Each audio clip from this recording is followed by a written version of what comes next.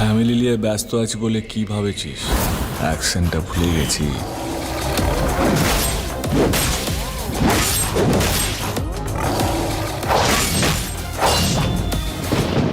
ওটা আমারই কাজ।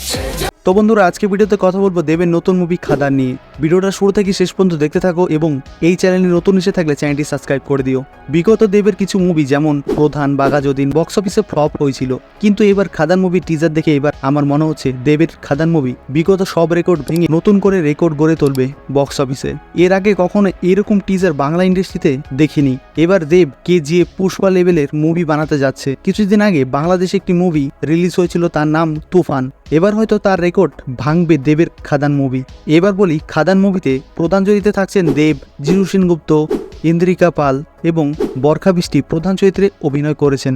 এই মুভির ডিরেক্টর হলেন সুজিত দত্ত। সুজিত দত্তর ডিরেকশনে খাদান মুভি বানানো হচ্ছে। খাদান মুভি 2024-এর ডিসেম্বর মাসের 20 তারিখ রিলিজ করা হবে বিভিন্ন থিয়েটারে। আর তোমরা যদি খাদান মুভির টিজার না দেখে থাকো তাহলে অবশ্যই দেখে নিও। আমি ডিসক্রিপশনে অফিসিয়াল টিজারের লিঙ্ক দিয়ে দেবো। আর আমি তো বলবো দেবের সব থেকে সেরা মুভি হতে চলেছে খাদান মুভি। আমি তো বলবো আমার কাছে অনেক ভালো লেগেছে মুভির টিজারটি। মুভির থিম অনেকটা কেজিএফের মতন, পুরোপুরি গ্যাংস্টারভাবে বানিয়েছে খাদান মুভির মেকাররা।